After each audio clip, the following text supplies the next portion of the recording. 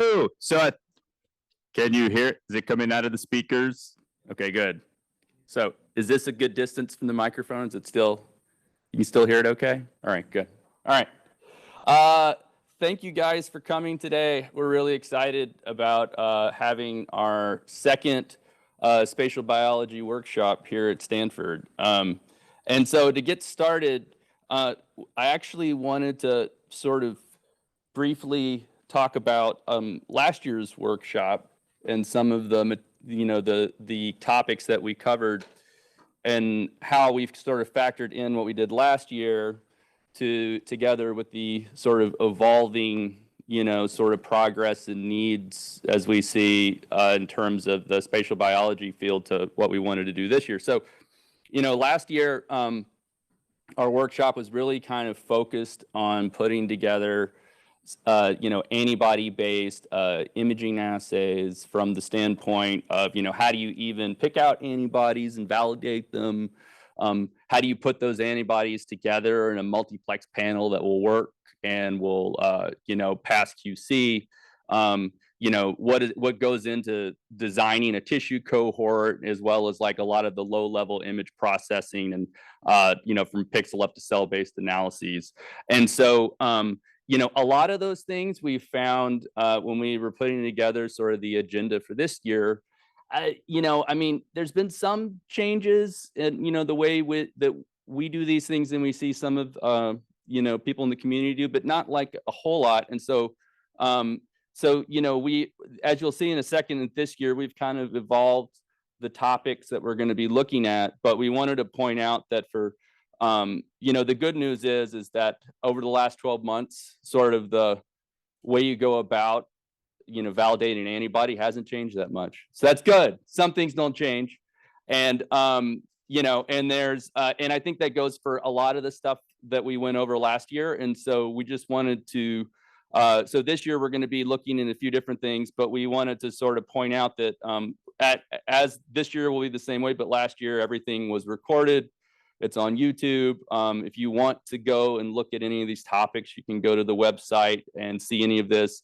The slides and the videos are there, as well as any of the code that was used in the program. So that was our spatial biology workshop last year. And so for this year, we wanted to, again, we wanted to sort of focus on what we see as the new and emerging trends in the field, as well as sort of where we see in our own work still where some of the biggest pain points are about going from sort of high dimensional data to something that's more discretized and annotated that you can use in your own analyses. And so for that, and so we're going to kick off the symposium this year with a session purely on cell detection and classification.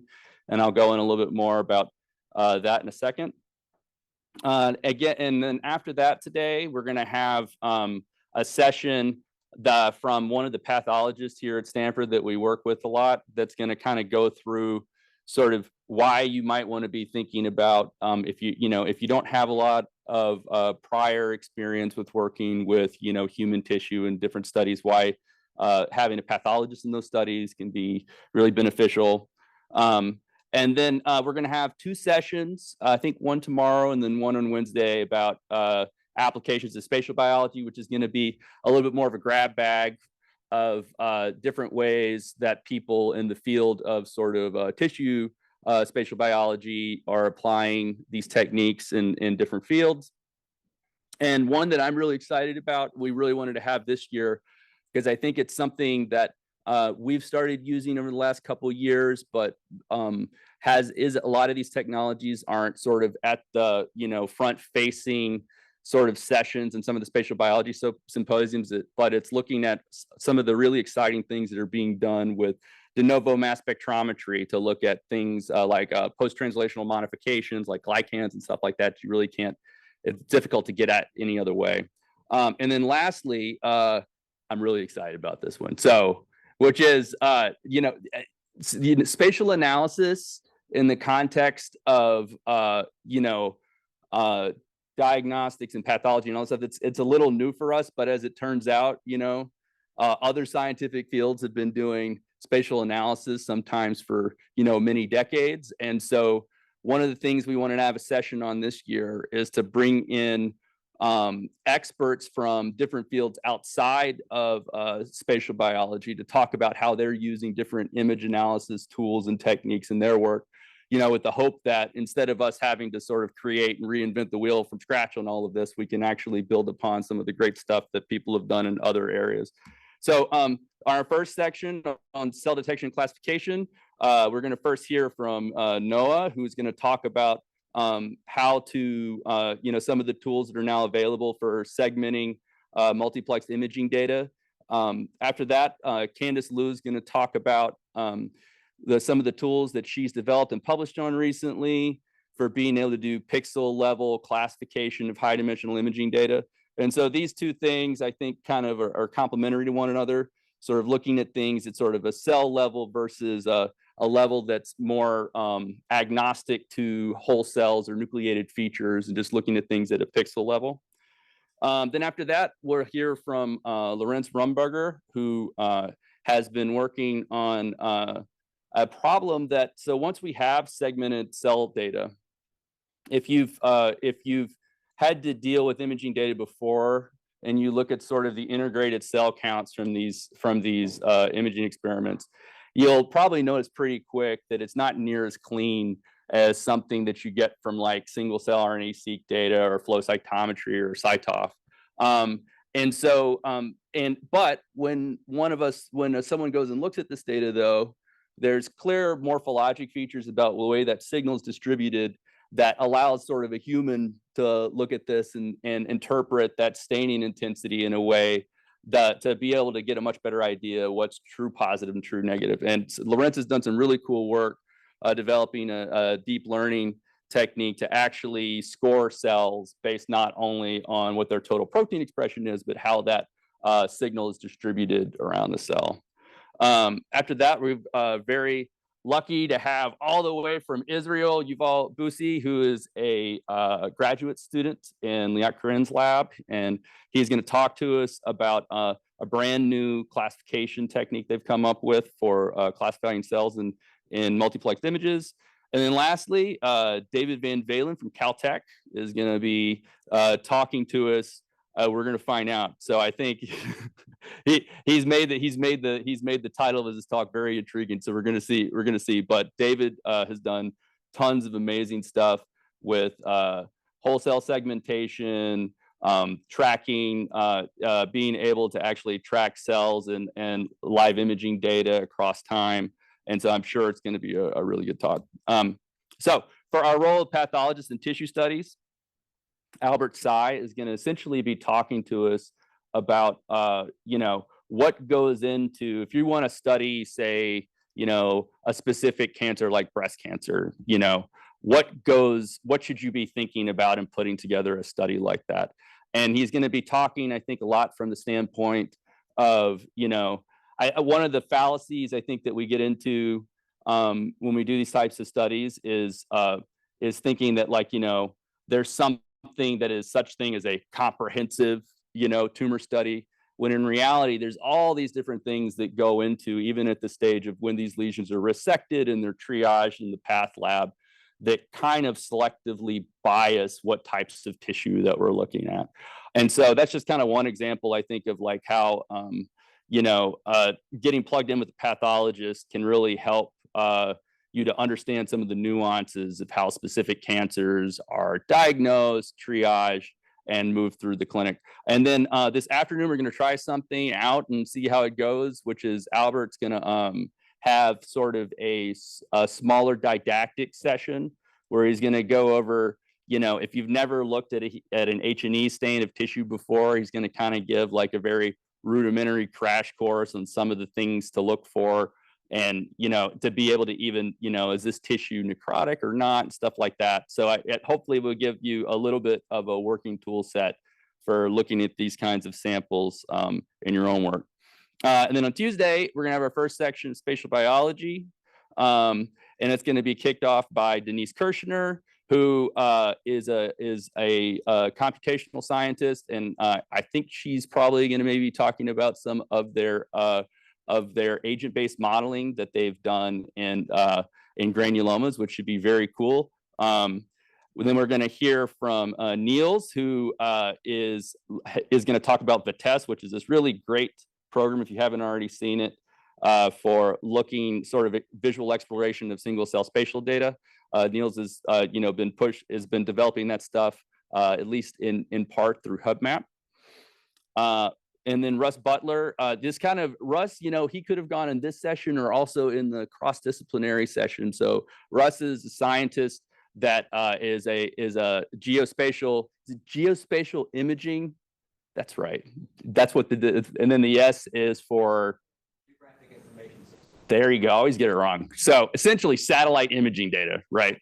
So they have, so it's that, so there's, and as you can imagine, this has been done forever. And many of the same types of things that we want to look at, for instance, if you're looking at satellite imaging data, maybe you want to be able to look to see how trees and bushes are clustering together. And, so these types of imaging tasks are very similar for us, where we want to be able to score sort of coalescence of cells and tissues. So he's going to talk to you about some of the ways that they've found sort of cross-disciplinary applications of the same tools for satellite imaging data in tissue analysis, which I think is going to be really awesome.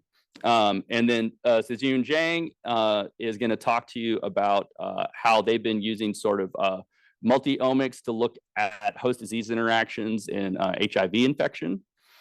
And then Luca Marcinato is going to be talking to us about an open source package called Spatial Data that has is one of a lot of tools along with the tests that have come out that are going to be, I think, key in sort of enabling some of the new people that are new to the field maybe don't have a huge amount of programming expertise to make this stuff more accessible.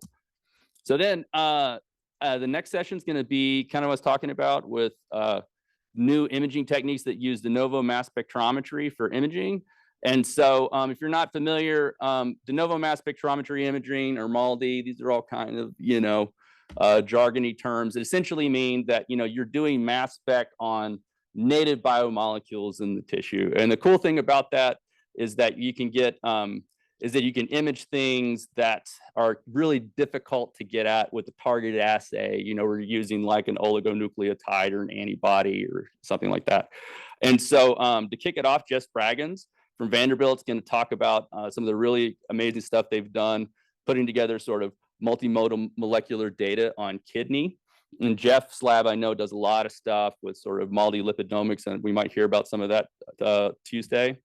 Then Peggy Angel from MUSC is going to talk to us about some super cool stuff they're doing where they can use MALDI to actually get these beautiful mass spec profiles of what different collagen isoforms are there, how those collagens are cross-linked, what proteins are in the matrices of the ECM. And so I think, in the context of tumors, this is something, the ECM's been a little bit of an enigma, and techniques like this are going to really help sort some of that out. And similarly, Richard Drake is, developed a really cool technique for being able to directly image in glycans in FFPE tissue. So glycans have also been sort of this dark matter that has been very hard with a lot of assays to kind of get a handle on. And so I think that's going to be really cool for everybody to hear about.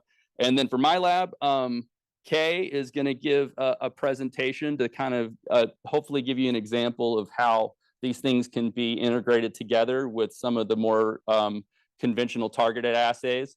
And so she's going to show some of how we've looked at sort of in glycans in placenta and decidua and correlated that with a sort of higher dimensional antibody-based imaging to get some leads into how those two things are connected. And then at 1 p.m., so one of our sponsors is Omero, and they have Aaron from Omero is going to give a talk about their software platform called Omero Plus.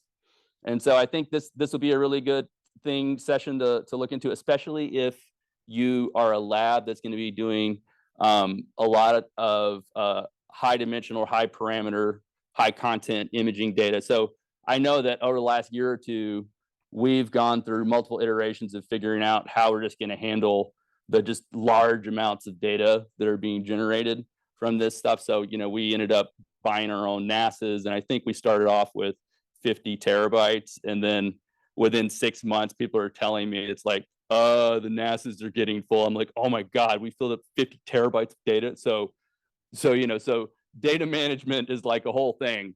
And Omero, I think, is got some a really nice platform for putting that together. Then on Wednesday, this is going to be our cross-disciplinary session of ways to look at different types of image analysis. It's gonna be led off by Lauren, who does different types of image analysis and looking at mapping plant communities. And then we're gonna hear from Sean, who is going to be talking about, I think he's working at Slack, and he's going to be talking to us about what types of image analysis they use when they're looking at sort of particle physics simulations.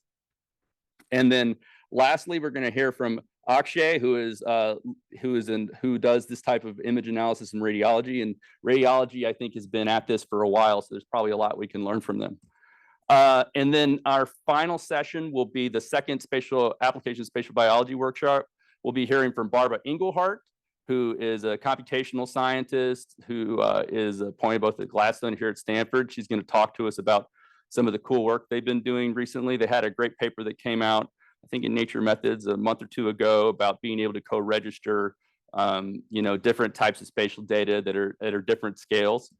Then Emma Lundberg, who is, I have to confess, has created one of my favorite websites in the world, which is Protein Atlas. So use it all the time. So big fan of stuff that Emma does, and she's going to be talking to us, I think, about their up and coming stuff, looking at subcellular protein expression sort of at a omics level. Then John Hickey, who's got a brand new lab, I think at Duke, is going to be talking to us about his recent work for HubMap, looking at human intestine.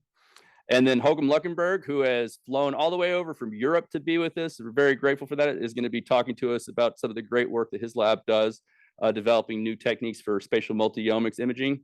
And then lastly, Inna Averbach is going to talk about a study recently from our lab where she used sort of a multimodality approach to put together a timeline of the maternal-fetal interface. So food and drinks, I'm very happy to be able to say that you will not be getting sandwiches this year either. So I'm able to continue my moratorium on people not having to have sandwiches. I will say, though, we've fortunately, there's so many people wanted to come that we are probably right at the cusp of having enough food for everybody. So if you just, definitely eat lunch, just don't do kind of like what people in my lab do, which is eat and then take 2 meals for later or anything. So, so please be considerate, fellow attendees. Also, we're going to have a happy hour this afternoon at the Rose and Crown in downtown Palo Alto. There should be details about instructions about how to get there if you're interested in going to that. And then lastly, I figured out, I'll have my one slide editorial on advice for people in here who might just be getting into spatial biology. And, so this is sort of my sort of tips for what it's worth. We're showing all these really fancy things, but I think, in terms of it's it's MALDI, do multiplex antibody, but I think really when you first start a project, you should always use the simplest thing that will answer the question first. And I think, get input from a lot of people, that've done this stuff before. A lot of times I'm amazed because, we meet with people who are like, hey, we want to do a 40-plex MIBI assay. And then we talk to them. And I'm like, I think you only need to do single-plex IHC. So it's sort of, so it's go with whatever's easiest, right? And then this is a big one. This is like a disease here at Stanford. It's contagious. Okay. So it's single cell assays are great. We love single cell assays. Everything doesn't have to be single cell, right? Especially if you're doing multiple assays to analyze a single sample and one of them is at single cell resolution. It's just food for thought, because we talked to a lot of groups where this seems to be an impediment that I think ends up pointlessly dragging out studies because people insist on every single thing having to be at single cell level. sample type and study size are super important and things to pay attention to, I think, very early. Depending on how your samples have been preserved, some certain assay techniques will work and others won't. So it's like, if it's tissue, is it fresh frozen or is it formalin fixed? That's really important. How many slides do you need to analyze? The reason why that's really important is it's going to be, for a lot of assays, it's going to be the biggest cost driver of the assays. So, and so in general, if you can get things on fewer slides, it will be a lot cheaper to do. But these are all things you want to look at early, because especially if you're collaborating with somebody who's procuring this tissue for you, they may, be like, I'm only going to give you one tissue section and they all have to be on separate slides. Or so, and then another big one is that before you embark on this and you want to generate like a big data set, just know what you're going to do and how you're going to analyze the data, which sounds trivial, but it's important. And the reason is that getting the data is really only maybe like around a quarter or less of the work, right? A big part of any of these studies, and I think you can talk to anybody that's done this, is that the data analysis and interpretation can be a very big undertaking. And quantitative expertise, I think, is probably the scarcest resource. So it's like having, if you could, and absolutely, you don't have to know all this stuff yourself. You can collaborate with people and do this, but you want to form those relationships and make sure they're there before you get started, because the people with quantitative expertise a lot of times are oversubscribed and it's kind of hard to nail them down a lot of times. And then don't believe marketing. So at the end of the day, the biggest thing, my biggest litmus tests when we talk to vendors that are trying to sell us different assays is, it's like they can all tell you what their assay can do, but the big test is if they can give you a good description of what their assay is not good at, right? And this is the reason why this is a test, is there's no assay that can do everything, right? So the best test then to see if people really understand the strengths and weaknesses is if they can articulate to you, it's like, oh, well, it's not going to really be this great for this. And then the last thing is that, especially if it's going to be a big financial investment, if you're thinking about procuring a commercial platform for any of these things, always have a pilot and see what your own samples look like before you dive into it. And that's usually the very best test, because if you do that and the data looks great, then you're good to go. And so that's usually a very good idea. And so with that, I can wrap up, and all of our talks will be available online. Please let us know what you liked, what you didn't like, and we'll continually try to revise and modify for the following years. And then as with last year, with a big thank you to Noah, who is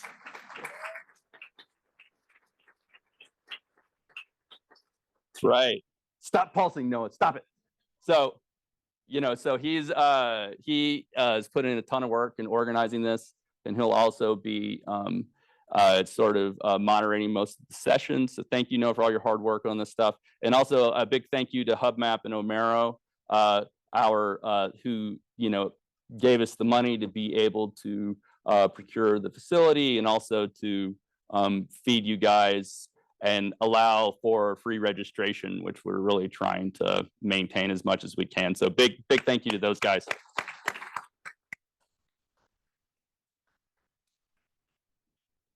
And I think it's it. So we're going to go right into the first session. So our first speaker, not surprisingly, is Noah Greenwald, who is going to be talking to us about his great work on wholesale segmentation.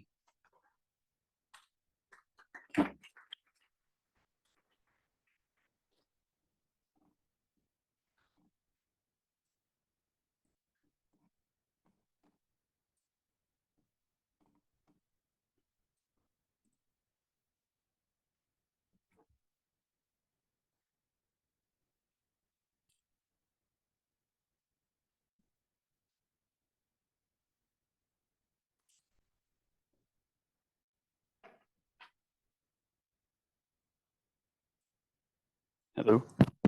All right. Thanks, Mike, for that very nice introduction and audiovisual display.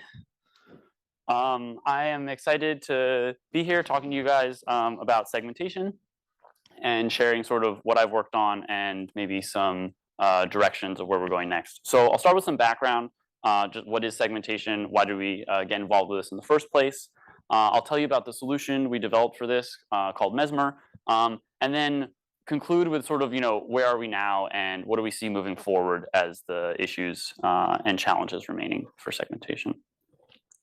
So as Mike mentioned, single cell data, very important sometimes, everyone likes it, but imaging data is actually not inherently single cell data. When you get your imaging data back, it's just a matrix basically, sometimes with multiple channels, sometimes with a single channel, and you have to do the hard work of separating the cells computationally because you've not actually dissociated them beforehand the way you would with a flow-based assay or single cell RNA-seq. And so even though your data will look something like this, what you actually need is something that looks like this, which is a segmentation mask defining the location of every cell in your image. And until you have this, you don't actually have single cell data, you just have a pretty picture and you can't do any quantitative analysis at the cell level. If you have good segmentation, then you'll get beautiful data that looks like this. So this is a cartoon, but you might have a marker like CD4, which is expressed on helper T cells, and another one like CD8, which is expressed on cytotoxic T cells. And you would almost never expect these two markers to be shared by the same cells. And so you'd see a population that's positive for one, a population that's positive for the other, but you don't see any contamination. When your segmentation is not good, what instead you get is something that looks more like this, where chunks of one cell have been incorrectly assigned to their neighbor, and so you're going to get this mixing and continuum of phenotypes, when in reality these are really different cells that have been erroneously grouped together. Okay, so this is easy to describe what you want to have happen. The issue is that image data is really heterogeneous. And so shown here is different tissue types from different multiplex imaging platforms. And I think even if you're not an image expert, what you can appreciate is that these things look really different from one another. And anytime you're trying to come up with a computational solution to a problem, the more varied that problem is, the harder it is to have a single algorithm that's going to work well across this spectrum of different cell sizes, different morphologies. Some of these cells are really dense and packed together, others are really spread out. And so the human eye is actually quite good at handling challenges like this. And up until quite recently, algorithms were quite bad at handling something like this. The reason this is a challenge is because image analysis starts with extracting features from your image data. And so there's been a lot of ways that people have tried to think of how can I take an image and extract useful features from it. So you can look at the outlines or the silhouette of an image. You can try and draw vectors that represent kind of the information content and how it's flowing in an image. You can look at gradients in the signal or the intensity. All of these are ways of taking what's just a matrix basically of values and extracting something that helps you summarize what are the important features, objects, people in those images.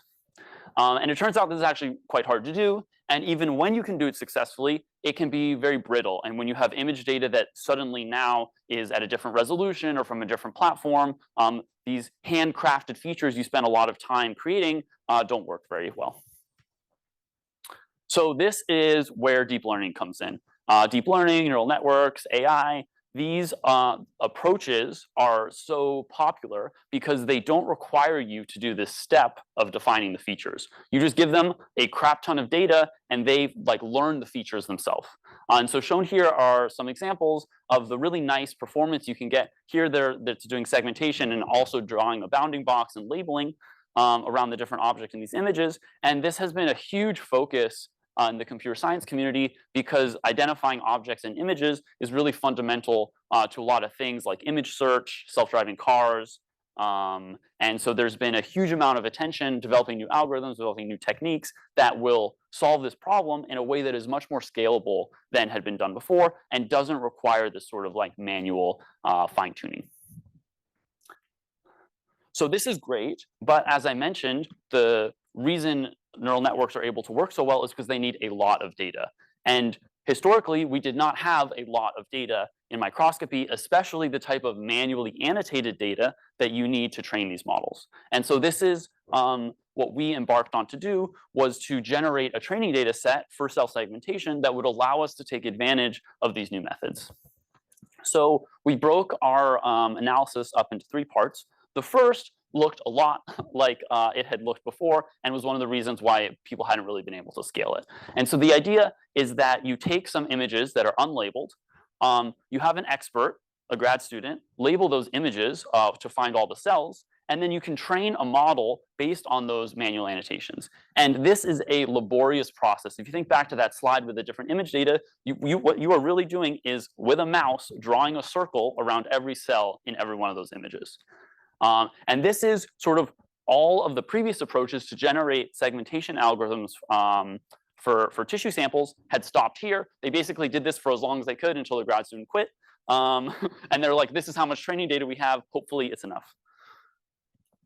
What we decided to do something a little bit different is we took this preliminary model, which was better than random, and it often got cells right, but there were too many errors for it to really be useful. And so what we decided to do is, okay, instead of just using this model as is and saying, sorry, why don't we take this model and apply it to new data, and then all we have to do is fix the mistakes that that model makes, rather than annotating everything from scratch. And this process, known as human-in-the-loop annotation, really speeds things up, because as your model gets better and better, now that you're spending less and less time on sort of each iteration of this cycle, curating the data that comes out. So we did this. We also set up a platform for crowdsourcing some of these model corrections. So first we would have the pre-trained model that would give its predictions. Then we would have crowd annotators who we trained online do the round of corrections. Then we had that same grad student do the second round of corrections to make sure the crowd annotators had corrected the model correctly. And now you have some data, you can update the model, and now the model is like 2% or 3% or 4% better, and you repeat the whole process again, until the model is good enough that you're happy with the output. And now you can put all this stuff in your paper, but when people use your algorithm, all they are seeing is like, wow, there's a huge amount of data that it was trained on, it performs quite well, you give it the images, and it gives you back your segmentation. The nice thing about this process is that you go from something which is very laborious and slow to something which is really, really scalable and is at the end only limited by your computational resources and is completely independent of any sort of human involvement. Okay, so this is the process we used, and the result was something that we call TissueNet. Because we were able to implement this human-in-the-loop process, we collected a lot more data than had been assembled previously in terms of cell annotations.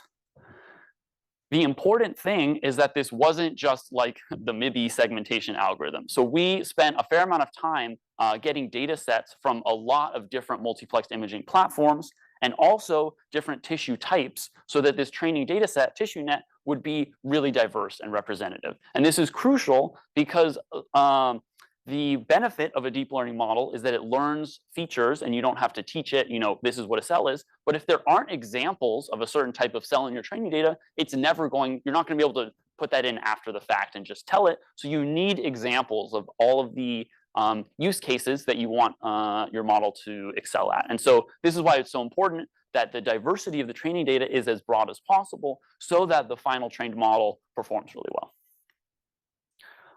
So after we had assembled TissueNet, we then trained a model on it, which we called Mesmer. Just going to go over the high level of how it works.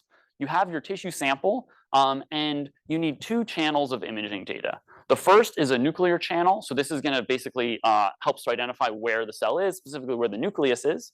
And the second is a membrane or cytoplasm channel. And this allows you to get not just the nucleus of every cell, but actually the morphology and the shape of the whole cell. And so with these 2 channels together, you pass it. Okay, you first normalize it and do some pre-processing. You pass it to your deep learning model. And so this model then has baked in all of the, everything it's learned from those annotations in TissueNet, and it's just going to predict for you the center of each cell, the shape of each cell, and the same thing for the nucleus, and you can post-process that into something which is basically an object, the location of every object in your image that now you can use for your downstream image analysis.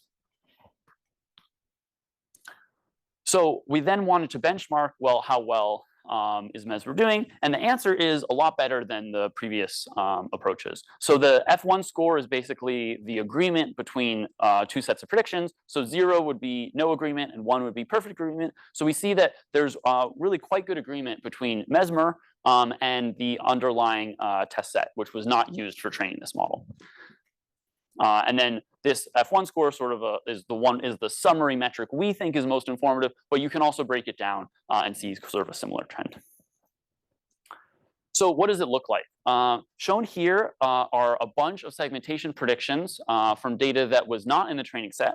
And what we've done is we've colored each cell based on whether it's an overestimate of the cell size, an underestimate of the cell size, or just right. And so here, the more extreme on the color bar, the worse. And what you can appreciate is there's definitely some cells that are too small. There's definitely some cells that are too large. But in general, they're all around the right size. And importantly, there's not a systematic bias one direction or the other. And so there are definitely going to be errors in your data, but we think they're not going to be correlated with some biological variable that is important for your study. So this was really nice, but you know, you might say F1 score of 0.8, that doesn't seem that good. That's like a B-. And we said, no, that's not the case.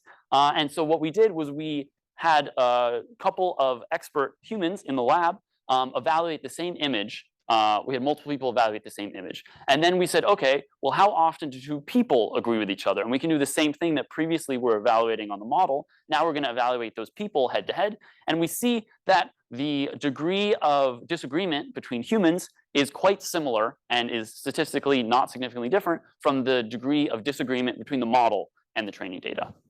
And the reason is that segmenting cells is actually pretty hard. In tissue data, it's very chaotic. There's, you know, you've taken a 2D slice through some 3D organ. Everything is, you know, super packed together. Maybe your membrane staining wasn't that good. So it's not, you know, there's like a ground truth, but it's more like a silver standard rather than a gold standard because we don't actually know what the shape of those cells are. And so even two expert humans looking at the same image will disagree with each other with an F1 score that is at this level. And so we're seeing that the model does the same thing. So this is great because it means actually this model performs as well as humans do at this task. And then to directly assess if that's the case, we then had a group of pathologists compare annotations that were done by humans to annotations from the model.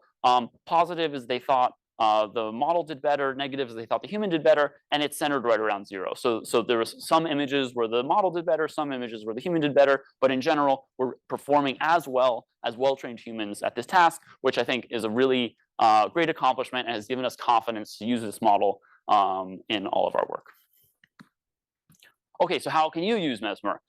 We spent a lot of time thinking about the best ways to enable people to run our algorithm. Deep learning models are not the easiest to use. They require GPUs.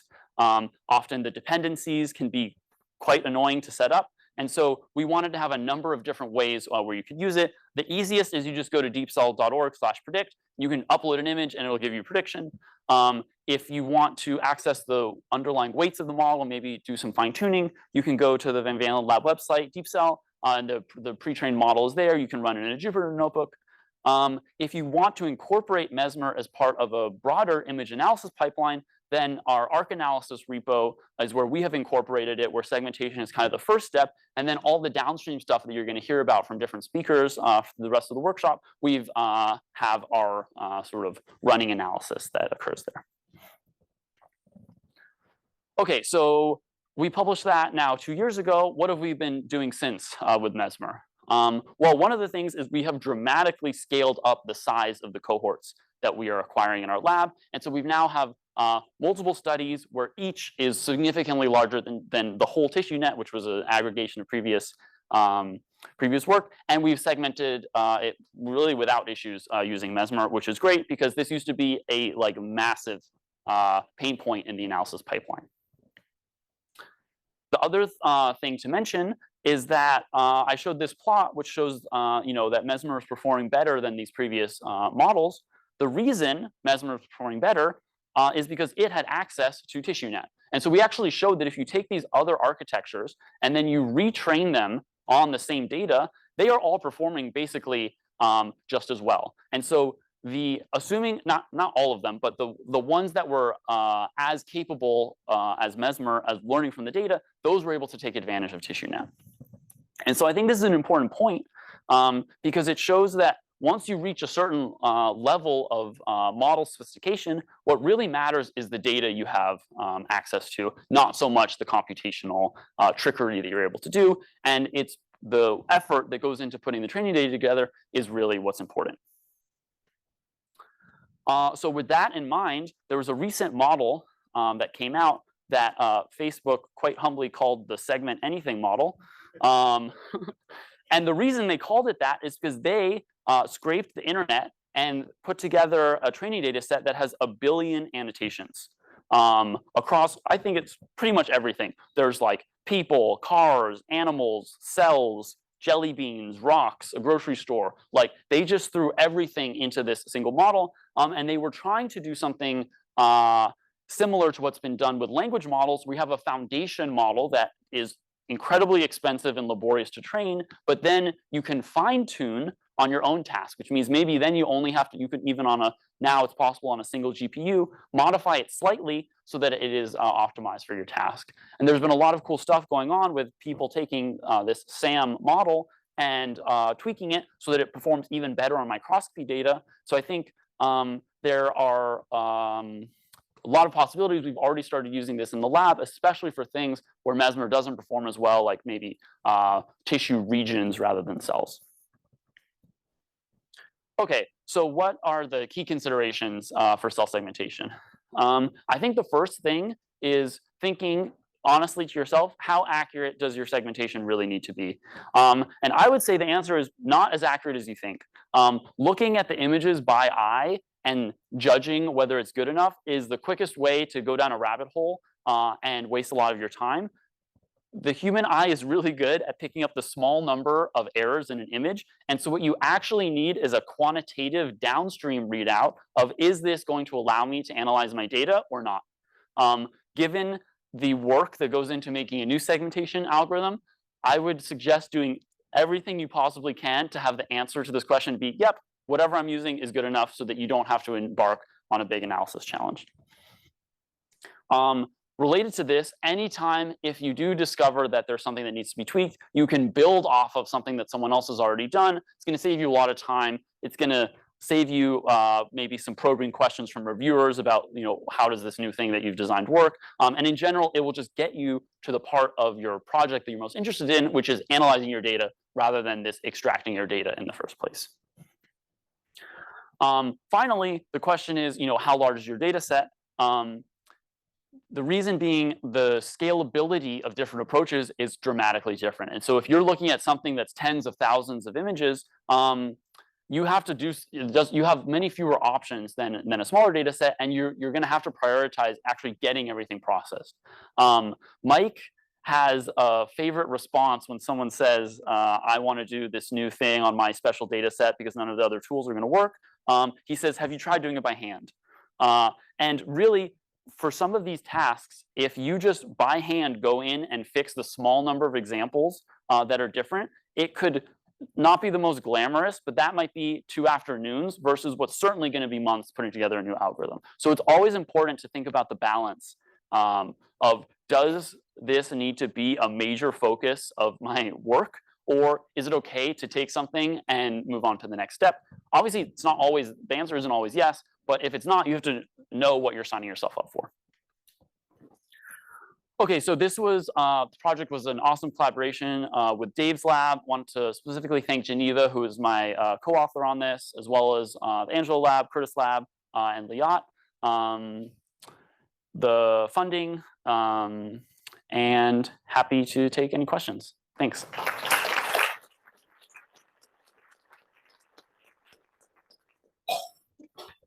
We have microphones over here. If, I'll play for all the.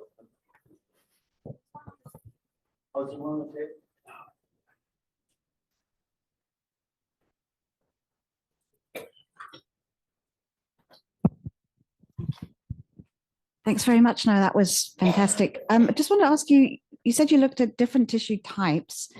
What about different diseases in those tissues? For my area is lung, and lung fibrosis looks really different to a normal lung. So do we have, is there data for that now or not? Yeah, that's a great point.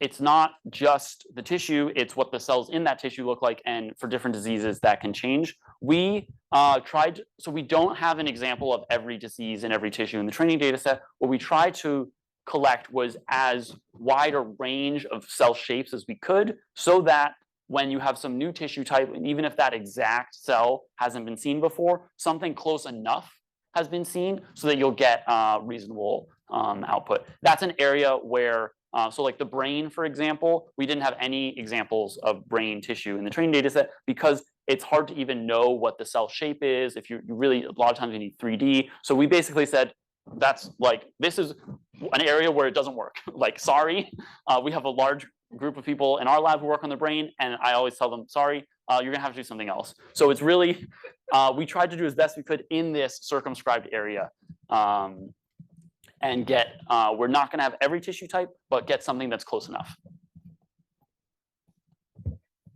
Cool. I was just wondering, so when we're like acquiring our data and kind of getting the best stuff for segmentation, what have you found is better? Is it membrane staining or is it more cytoplasm staining? Good question. So the one of the reasons this project took longer than anticipated is I spent like 6 months trying to find the holy grail segmentation marker. Didn't exist. The next best thing I would say is having multiple different markers that each work okay in a specific cell type. And so that's where having a multiplex panel really allows you to benefit, because then you can say, okay, CD45 is going to work well on the immune cells. ECadherin is going to work well on some of the tumor cells. Maybe pankeratin is going to work okay on the tumor cells that are ECAD dim. In general, if I could pick a marker type, I would say membrane markers work better, because when you have two cells that are smushed right next to each other, if you have a cytoplasm marker, it's just going to look like two blobs, and you're not going to know where the blobs stop. If you have just a membrane marker, then even if they're really squished together, it'll look more like a honeycomb, and you will be able to separate them out. But even a cytoplasm marker, excuse me, is better than not having one. So it's sort of like a hierarchy of what markers are available, what cell types, how much space you want to have on your panel just for segmentation markers, things like that. Cool, thanks. I was curious how the algorithm works on multinucleated cells, like giant cells in the placenta or cells that have been exposed to some syncytial virus and then fuse. Yeah, so we did not have examples in the training data set of multinucleated cells. There's kind of a spectrum of what multinucleated really means. Something like in tuberculosis with giant cells, it will really be like distinct nuclei that are separate from one another. That's an example where Erin McCaffrey, postdoc, who's now starting her own lab at the NIH, she manually annotated those because there was only 40 in her data set. And she had a heart-to-heart with Mike, and Mike was like, well, it's your choice. So other multinucleated cells, it kind of looks more like blobby nuclei that are next to each other. Mesmer was trained to identify one nucleus per cell. So it's going to assume that if you have a multiple nuclei that are separated from one another, it's going to be separate cells. Got you. Yeah. And then second question was like, I know you said it doesn't work for neurons in the brain, but for, let's say, cancer cells where you expect different morphologies, do you see that it's good at identifying the boundary there, even if you expect that to change? Yeah, so different morphologies are okay. It's just that specifically the brain with a really long, like axon dendrites, those are challenging to pick up. Thanks. Thank you. No, we're going to keep going just for the sake of time, make sure we stay on schedule. The last thing I would say, though, is that, is Mesmer, and I think all these other ones, is you always just look at the output when you get started. Because I think, the one thing that I think is still a work in progress, we're still trying to figure out exactly the best way to do is, to your point about like, pulmonary fibrosis. Oops, that turned off. Sorry. Anyway, the is sort of spindly shaped cells, endothelium, stuff like that. Those are still harder segmentation tasks. And so I think, you know, if you have morphologies that dramatically deviate from like sort of nucleated cells that are, you know, sort of either circular or polygon shaped or stuff like that, things that, you know, long processes and stuff like that, you may be hitting sort of the edges and limits of how well the algorithms perform. Thank you.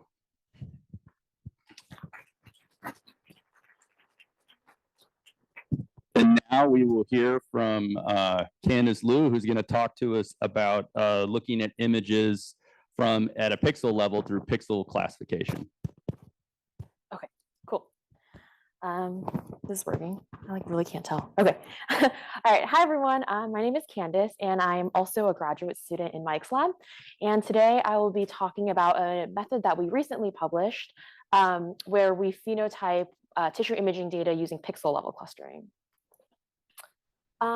So this is a very simplified overview of what a typical image analysis workflow often looks like. So after acquiring our images using whatever multiplex imaging technology of choice, typically we'll do a pre-processing step where you know, that includes background subtraction, noise removal, et cetera. And then we'll jump into segmentation, which Noah just gave us a very nice overview of. And then after identifying the location of our single cells in our images, we want to know what those cells are. So we want to identify a phenotype to each of the single cells in our images. And then after doing that, then we can do like spatial analysis, cool biology, kind of the whole point of doing imaging in the first place. So after pre-processing, we'll typically jump straight into single cell analysis. And we see sort of two issues with this. So the first is that the current paradigm for cell clustering is very labor intensive. So I'll talk about this more in a bit. But the second is that information is lost when we analyze our images only at the cell level. So extracellular features can have very important biological functions. And so these are two examples of things that we're interested in looking at in our lab. The first being the extracellular matrix, which is increasingly being recognized as having a very important role in the tumor microenvironment and also in other disease contexts. The second is protein aggregates, which have long been recognized as being very important in various neurodegenerative diseases. And these kinds of features are nicely captured in our images, but typically are not the focus of in these kinds of studies. So pixels can capture significant information content even outside of cells. And so this can vary a lot based off of what tissue type that you're looking at. So on the left here is a example, is a MIB overlay of a lymph node. And so in the gray is a nuclear marker, and in the red is a membrane marker. And on the right-hand side is a pixel phenotype map, meaning that all the different colors correspond to different pixel classes in the image. And overlaid on top of that are our single cell segmentation masks. So all those gray circles are the single cells in our image. So in a tissue such as lymph node, the tissue is like super packed full of cells. It's super dense. And so actually most of the pixels do fall inside of the cellular space. However, this isn't always the case. So these two examples, the one in the middle is DCIS, or ductal carcinoma in situ. The bottom one is triple negative breast cancer. So in these two examples, we can see that a lot of the pixels actually fall outside of the cellular space. So again, the different colors in the pixel phenotype map correspond to different pixel classes, and the gray are the single cells. So we can see in these two examples that most of those pixels actually fall outside of our single cells, and we actually see that there is a lot of structure to it. And so if we were to quantify that, that's shown on the right, we can see that actually over 50% on average of our images are actually extracellular stuff that we are currently just kind of ignoring in these studies. So to address this, we created this method called PIXI. And so PIXI is a complete pipeline for the annotation of both pixel and cell level features. So this was recently published in Nature Communications. So if you guys are interested in more details, please refer to the paper. So conceptually, PIXI is pretty simple. You can think about it analogously how people typically cluster single cells using just like a cell table in single cell RNA sequencing data or like CyTOF data. But in this case, we're clustering single pixels. So for every pixel in our images, we have an expression profile. So basically just the expression of the different markers in your panel at that individual pixel. And we use that feature matrix to just do unsupervised clustering. So in the paper, we showed that using Pixie, we can annotate features that are not captured by traditional cell segmentation. We also showed that you can use Pixie across a variety of different imaging technologies. So I'm not going to have time to show too many examples today, but in the paper, we go through many different types of imaging technologies. And then finally, we show how Pixie can be used to improve the identification of cell phenotypes. So this is a schematic of the full pixel clustering pipeline in Pixie. So the actual clustering part of it was like 1% of the work of developing this pipeline. The vast majority of the work in developing this method was optimizing like a set of pre-processing steps to make it work for different tissues, different diseases, different imaging technologies. And so in the paper, we definitely go through like proof of concept of why each of these steps are necessary. And after all those pre-processing steps, we then cluster the pixels using a self-organizing map or a SOM. And we'll typically cluster it into a larger number of clusters than we think is like biologically relevant. So we'll typically do like 100 or 200. And this is common in like high dimensional data analysis. And the reason we do this is that it allows us to capture some of the more rare phenotypes.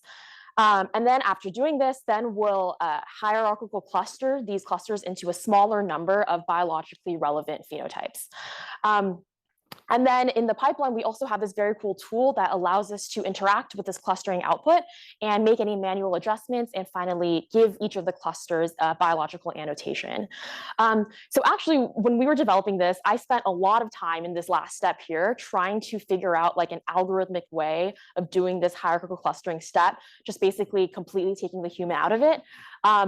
We tried for a long time to have a good way of doing this, but in the end, I think we just thought kind of in the theme of what Noah and Mike were talking about before, it's a good balance of being able to use human knowledge and automation to be able to just interact with your clustering outputs and manually make these adjustments that may be necessary instead of trying to optimize an algorithm that is probably going to be different for every use case anyways.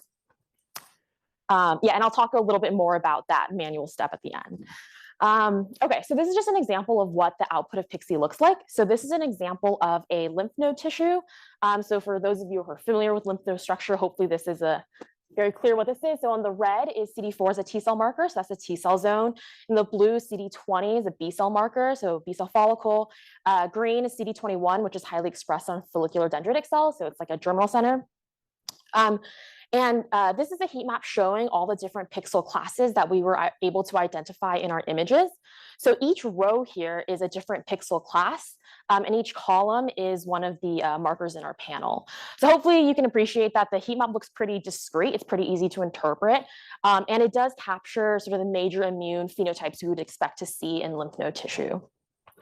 And this is the same image, but now overlaid using the pixel cluster. So these colors correspond to the color bar on the heat map.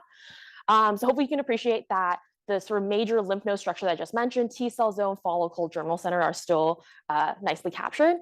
And if we zoom into specific areas, we can see that the pixel clusters do sort of capture the underlying protein expression very well.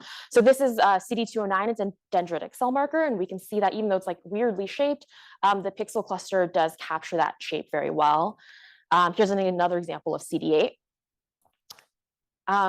Great, okay, so now I think this is probably one of my favorite examples of the application of Pixie in showing how it can capture features that may be missed in traditional like cell segmentation.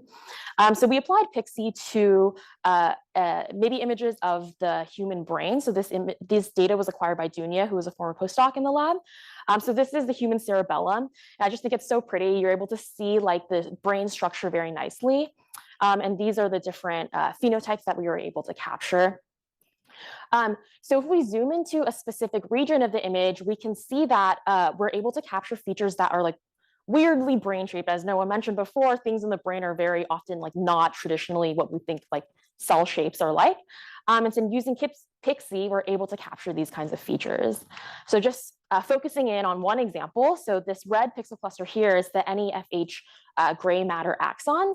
And we can see in our images, we do see these sort of like nice, what we think of look like axons. And we're able to capture these very nicely using Pixie. Okay, next I'm going to talk about an example that I think shows nicely how PIXI can be used in like downstream quantitative analysis.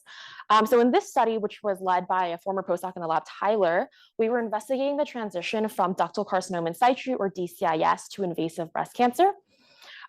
So in normal breast tissue, the myeloepithelial layer is a very thick cellular layer that surrounds the ductal cells.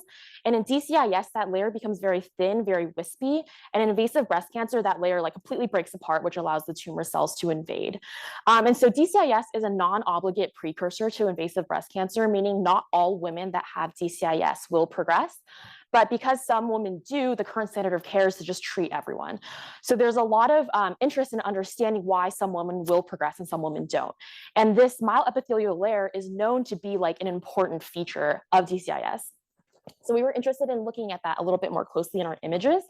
But because the myeloepithelial layer in DCIS becomes very thin, very wispy, and our segmentation algorithms are currently trained on sort of these like traditionally circular cellular shapes, we weren't able to capture that layer very well with cell segmentation. So to phenotype the myeloepithelial layer, we fed just the pixels that were inside of that layer into PIXI. So in the examples shown on the right, that black layer is the myeloepithelial layer, and we fed just those pixels into PIXI to give each one of those pixels sort of a phenotype, a class. So the heat map shows the different phenotypes that we were able to identify. So after doing this, we built a random forest classifier to try to identify features that were correlated with outcome. So we divided our patients into two groups, progressors and non-progressors. And we trained a random forest classifier using a total of 433 different features. So these features weren't just the PIXI features that I talked about in the previous slide. This was all kinds of imaging data, or imaging features that we extracted from our data. So like cell type frequencies, different spatial metrics, different morphometrics, metrics, so a ton of different stuff, and fed that into the random forest classifier. So what I thought was very cool was that the number one feature that was most predictive of recurrence was one of the pixel cluster frequencies in our image. So here on the right, the plot is Gini importance, which is a way of measuring how important a feature was for model performance. And by far the feature with the highest Gini importance was the myeloepithelial ECAD pixel cluster. So I thought that this was really cool because the myeloepithelial layer is already like a very small percentage of the image. It's a very thin layer. And this pixel cluster in particular was an even smaller percentage of that. It was 1 of 8. So PIXI was able to pick out this very, very small feature in our images that ended up being very biologically significant.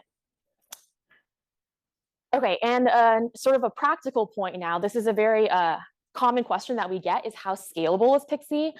So imaging data sets can be on the scale of like billions of pixels now. The new data sets that we're acquiring in the lab are on that scale. And it's infeasible to read all of those pixels into memory at the same time. So the question here was, can we train a SOM, which is the clustering algorithm that we use, using just a subset of those pixels? So the idea here is that like you have 1 billion pixels, but there's a lot of redundancy in that information. You probably don't need all 1 billion to be able to identify what the major classes are.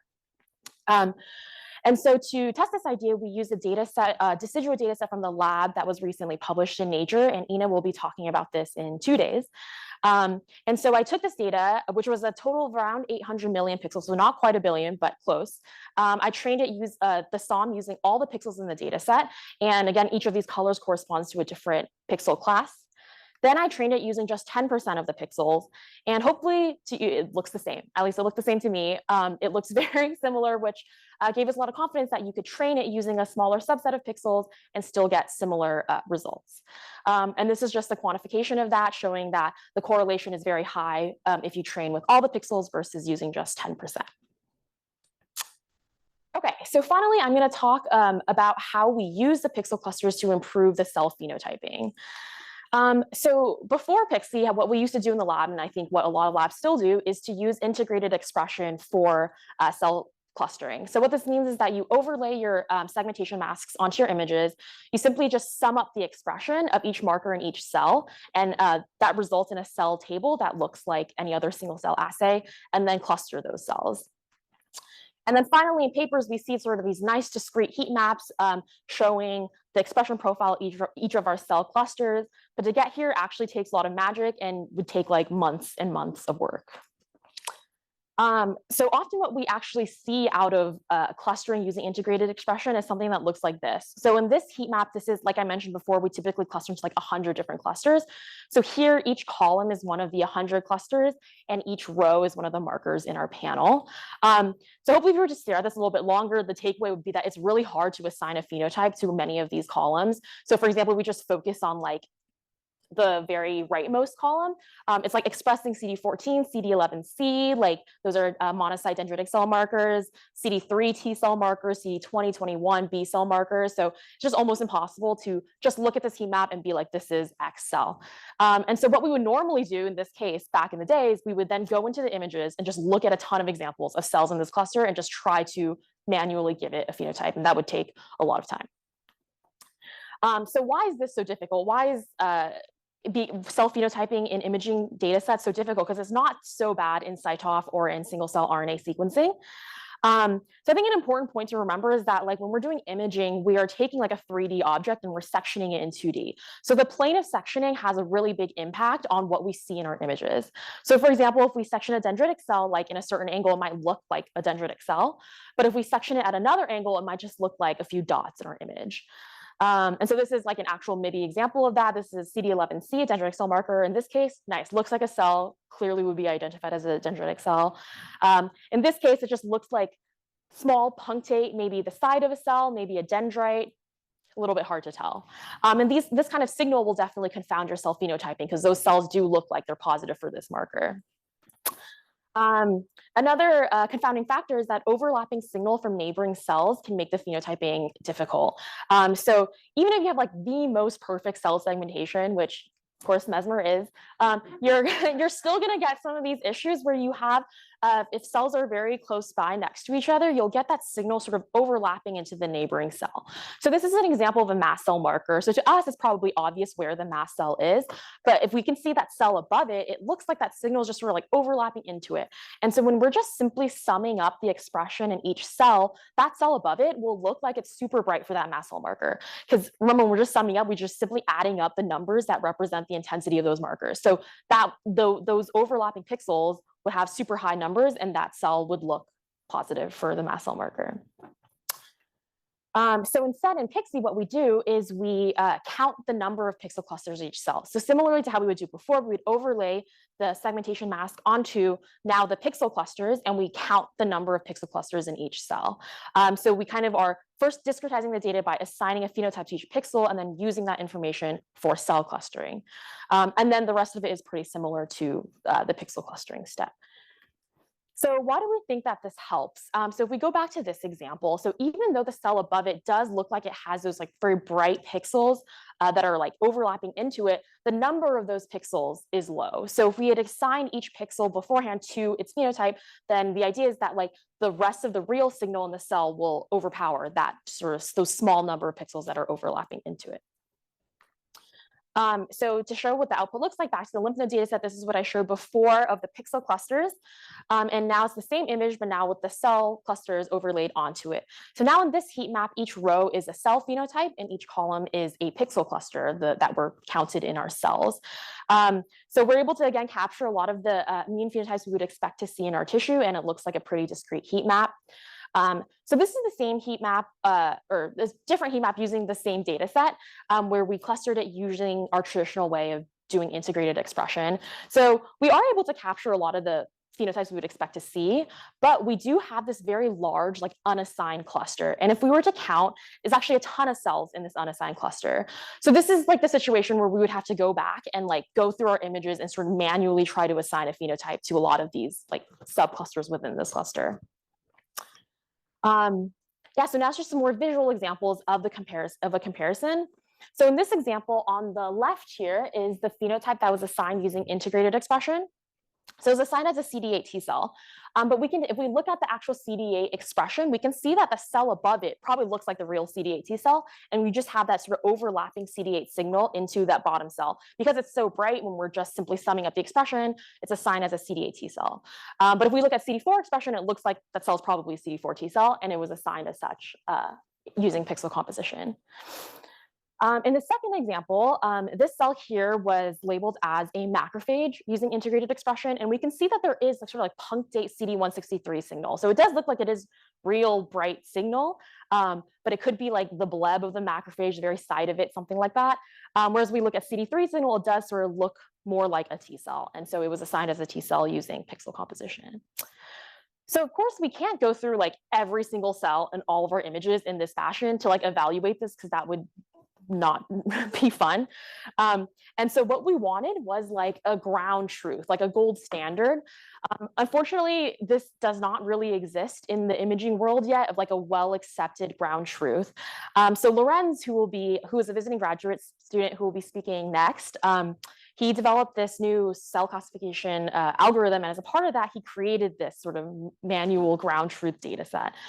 So he did just a few images, and so these are the manual labels, and then I ran this data set through Pixie and using the integrated expression. And using Pixie, we were able to achieve an F1 score of 0.9 without sort of any manual adjustment work. And then using integrated expression, F1 score of 0.66. So much improvement. Okay, so finally, just some practical tips of using Pixie with your own data. So the pipeline is available on our lab's GitHub, so feel free to check that out. So as I briefly mentioned in the beginning, there's this very nice GUI that's included in the pipeline that allows you to interact with the clustering outputs very well and annotate your clusters. So this is a screenshot of what the GUI looks like. So here in this heat map, every column is a different one of the 100 clusters. And then on the right is the heat map of all the meta clusters. So the color bar on the bottom here shows like which columns are grouped together in the meta cluster. So in this GUI, it's really nice because you can click on any one of the columns and reassign it to meta clusters or make a new meta cluster. So for example, like we like look here, it looks okay, it's too small to see, but if you wanted to like make a new meta cluster, what you would do is just like click on a column and click on new meta cluster. So in this way, it's very easy to sort of interact with the clustering outputs, and as I mentioned before, I think is the right balance between adding that sort of human knowledge and like automation at the same time. Okay, so in summary, there is important information that is captured outside of the cellular space. Pixie is a complete pipeline for the annotation of pixel level and cell level data in multiplex imaging data. And cell clustering in Pixie offers an improvement to the traditional clustering paradigm and can save the researcher a lot of time. Yeah, so with that, I'd like to thank the lab, and bold is everyone who actually directly contributed to the slides on here, but everyone in the lab has been very helpful for feedback and such. So happy to take any questions.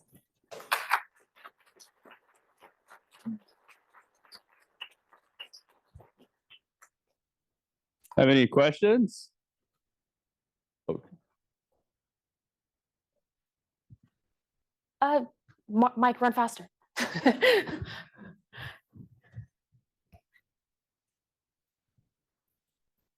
Yeah, thank you. Great talk. I have two questions. Yeah. One is for the Pixie achieved from which kind of scope can we achieve from the confocal or just specialized like 10x Xenium, this type of instruments, specifically just for the spatial imaging? Yeah. Second question is how thick for your tissue sections to achieve these pixels? Yeah, that's a good question. So actually imaging resolution and type of imaging technology, I don't think matters so much. So in the paper, we show a few different examples. We show some like Kodak, SciSif, MALDI, some other like imaging types in the paper. So I think having the images is the most important thing. And then the phenotype that you assign to it may depend on the resolution. For example, if you don't have single cell resolution in your images, then you can't say that your features are like single cells, but it will give some sort of assignment to those pixels in your images. And the thickness of the sections, I actually don't think that that would matter much. I believe ours are usually like 4 to 5 or something around that range, but Microns. yes. Thank you. But yeah, I like kind of related to the previous question, I don't think that it would actually matter much. So I think an important point to note also is that like Pixie is not meant to like replace pre-processing. So the assumption is that your images have been like pre-processed, background removed, any of that done before you feed it in, so that the pixel clusters that you get are really just capturing what you feed in. It's not going to remove any like background stuff or artifacts for you. Yeah.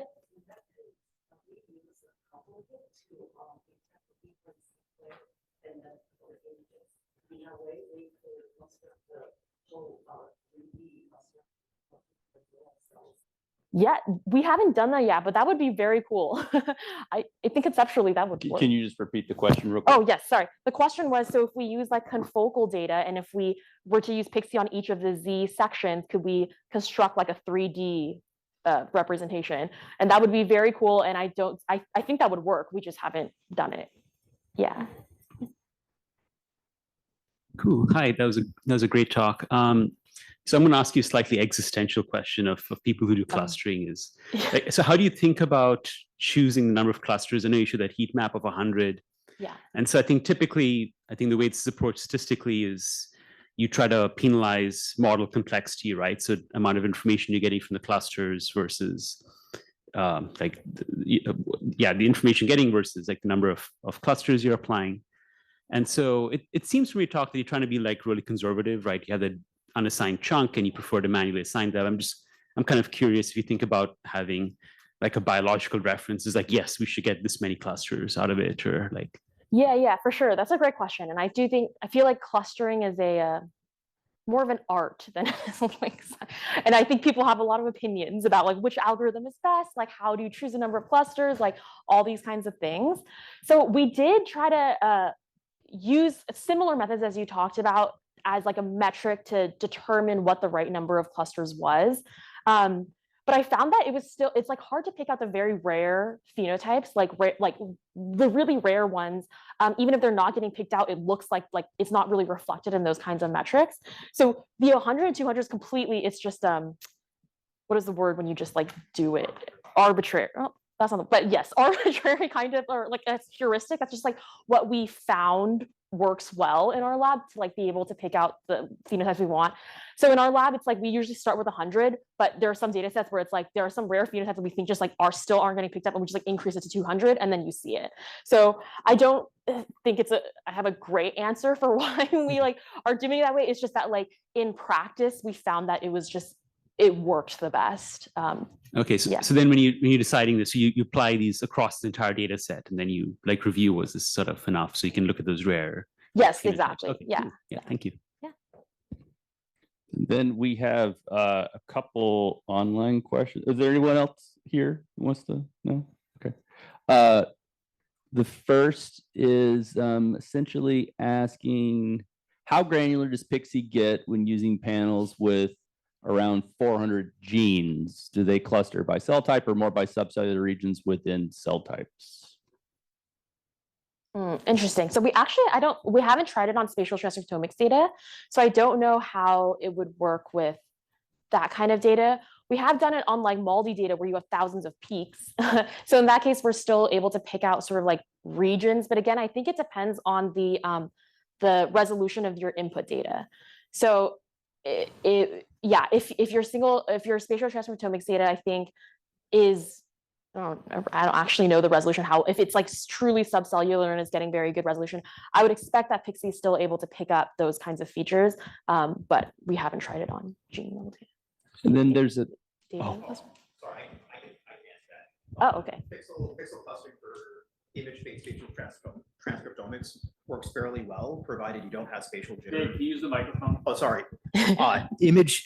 Pixel clustering for image-based spatial transcriptomics works fairly well, provided you don't have spatial jitter between your rounds, and also provided that you have a low dropout rate across the rounds. If you have a higher dropout rate across the rounds, you have to do some distributional modeling so that you can account for it. But it works like reasonably well. and that is just a little taste of what you will be getting after the break right there with Dr. Van Valen.